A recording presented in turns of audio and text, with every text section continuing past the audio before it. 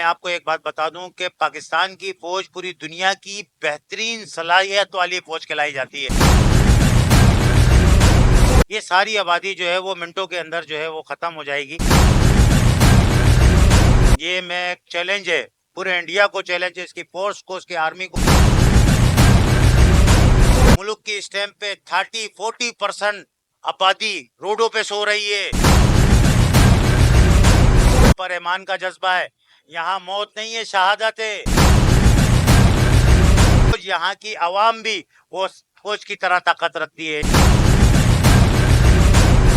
آپ کی فوج کو صرف قبائلی کھا جائے، ایسے قبائل ہیں ہمارے پاس۔ بات وہی ہے کہ آپ چائے بیچنے والے تھے اور چائے بیچنے والے ہی رہو گے۔ السلام علیکم، آپ دیکھ رہے ہیں کراچی نیوز ایچ ڈی میں ہوں آپ کا میزبان زہیب لطیف۔ اس وقت میرے ساتھ موجود ہیں کراچی کے علاقے سرجانی ٹاؤن کی معروف شخصیت پاک امن ویلفیئر کے چیئرمین سعید احمد بیگ صاحب۔ آج ان کے پاس ہم آئے ہیں چونکہ پاکستان میں اس وقت جو ہے پاک بھارت جنگ کا سلسلہ بھی شروع ہو چکا ہے، اور اس طرح کی باتیں سننے میں آ رہی ہیں کہ ہو سکتا ہے جنگ ہو جائے، اور پاکستان کے جو لوگ ہیں بڑے پرجوش ہیں۔ ہر صورت میں پاکستانی جو ہے وہ پرجوش ہوتے ہیں، چاہے کوئی بھی واقعہ ہو، کوئی بھی چیز ہو، پاکستانی چاہتے ہیں کہ جی ہم ہر واقعے کو انٹرٹین کریں۔ تو آج ہمارے ساتھ موجود ہیں سرجانی کی معروف شخصیت۔ سر، سب سے پہلے تو بہت شکریہ آپ کا، آپ نے اپنا قیمتی وقت دیا۔ پاکستان اس وقت ایک مشکل صورتحال سے آلریڈی گزر رہا ہے، تو آپ نے ماشاءاللہ سے نام رکھا ہے پاک امن ویلفیئر۔ تو پاک امن ویلفیئر کا کیا کام ہے، کیا کرتی ہے، اور اس کے ساتھ ہی میں چاہوں گا کہ آپ جو اس وقت پاک بھارت کشیدگی ہے اس پر بھی ذرا روشنی ڈالیے۔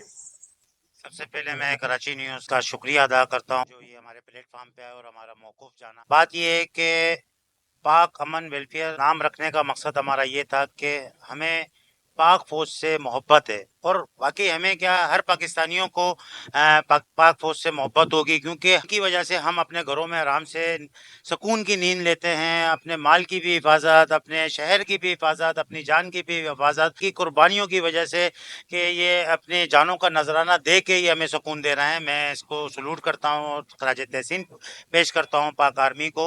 اور ہمارا جو پاک امن ویلفیئر کا کام ہے صرف انسانیت کی خدمت کرنا، اس کے اندر بیواں ہیں، بچے، یتیم بچے ہیں، اور بوڑھے لوگ ہیں، اور بیمار ہیں، ان کی کفایت کرنا۔ جو بچیاں ایسی جو گھروں پہ بیٹھی ہوئی ہیں، جو سفید بال ہو گئے ہیں، جن کی شادیاں نہیں ہو رہی ہیں، ان کے ساتھ شانہ بشانہ کھڑا ہو جانا، ان کے جہیز کا، ان کے فرنیچر کا، ان کے کھانے کا بندوبست کرنا، اور جتنے بھی یعنی کہ ایجوکیشن کے اندر بھی جتنے بھی ایسے بچے ہیں جو نئی تعلیم کو افورڈ کر پا رہا ہے، ان کا بھی سہارا بننا۔ انشاءاللہ تعالیٰ جب تک کہ سانس ہے، انشاءاللہ تعالیٰ یہ سلسلہ ہمارا اسی طرح جاری رہے گا۔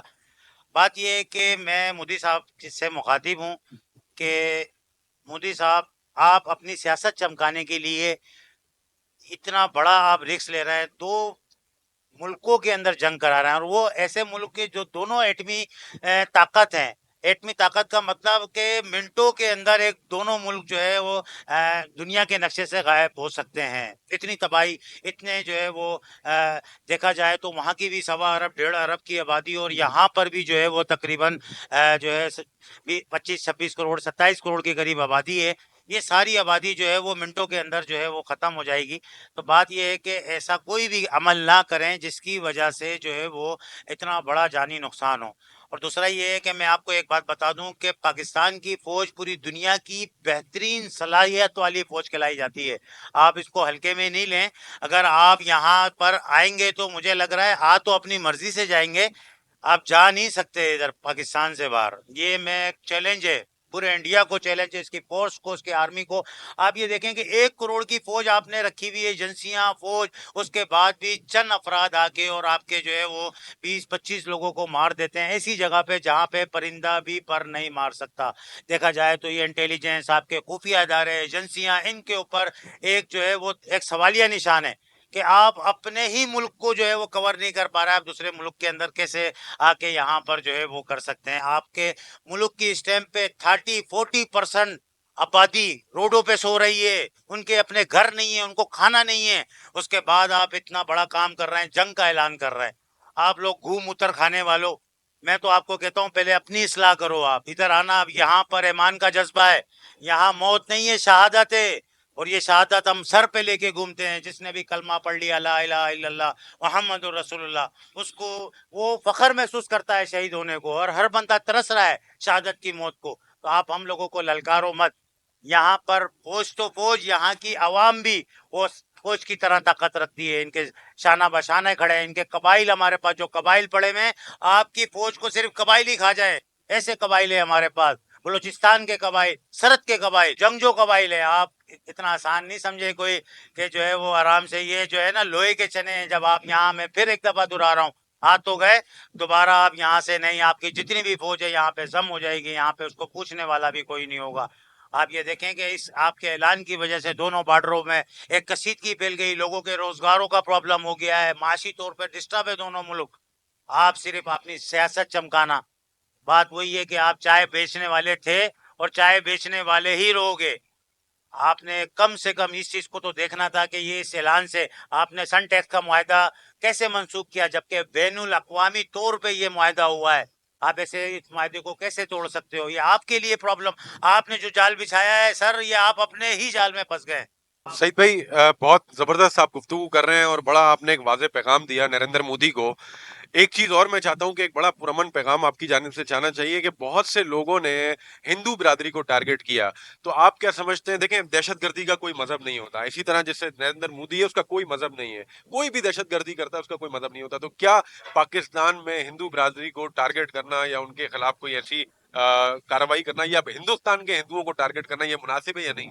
دیکھیں، جو ہمارا مذہب ہے، مذہب اسلام، ہمیں بھائی چارے کا حکم دیتا ہے. رسول اللہ علیہ وسلم کا ارشاد ہے، جب تک آپ کو کوئی تنگ نہ کرے تو اس کو تنگ نہیں کرو. جب آپ کے عزت پہ آ جائے، آپ کے جان پہ آ جائے، آپ کے مذہب پہ آ جائے، تو پھر آپ جو ہے وہ اسلحہ اٹھانے سے دریک بھی نہیں. کہ ہمارا جب مذہب اسلام بھائی چارگی کا پیغام دے رہا ہے، تو ہمارے لیے وہ ہندو ہو، وہ کرسچن ہو، وہ عیسائی ہو، یا ایکس وائی زیڈ، وہ کسی بھی مذہب اور کسی بھی فقہ اور کسی بھی سے اس کا تعلق ہے، ہمارے لیے وہ ایک انسان ہے. انسانیت کا درس ہمارا مذہب اسلام دیتا ہے.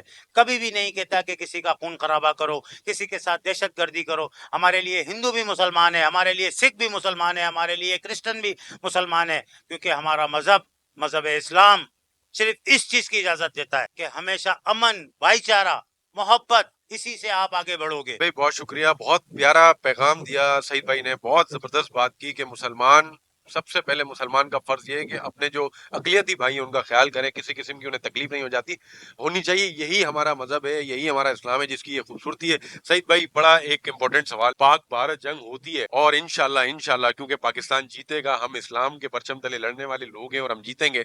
تو بھارت میں کون سی جگہ چوز کریں گے جہاں آپ پاک امن ویلفیئر کا دفتر کھولیں گے؟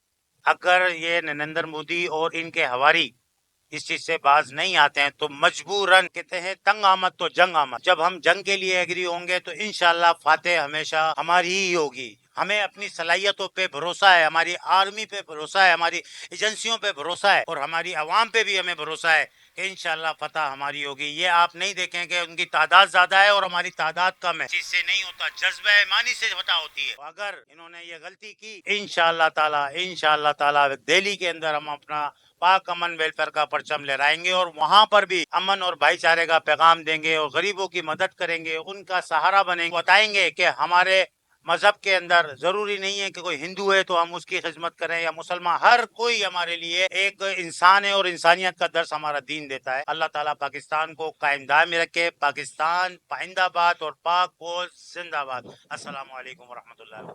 بہت شکریہ جی. یہ تھے پاک امن ویلفیئر کے چیئرمین سعید احمد بیگ. سوجانی کی معروف شخصیت ہیں. سعید ریئل اسٹیٹ سے بھی ان کا تعلق ہے اور سوجانی کو ڈیل کرتے ہیں بہت زبردست انداز سے. لیگلی طور پر اگر آپ اپنا پلاٹ بک کرنا چاہتے ہیں، اپنا گھر لینا چاہتے ہیں اور کم قیمت پر آپ اپنا گھر بنانا چاہتے ہیں، تو سعید ریئل اسٹیٹ کا نمبر انشاءاللہ آپ کو کیپشن میں نظر آ جائے گا. سعید بھائی بہت شکریہ، آپ نے اپنا قیمتی وقت دیا. دیکھتے رہیں کراچی نیوز HD. بہت شکریہ.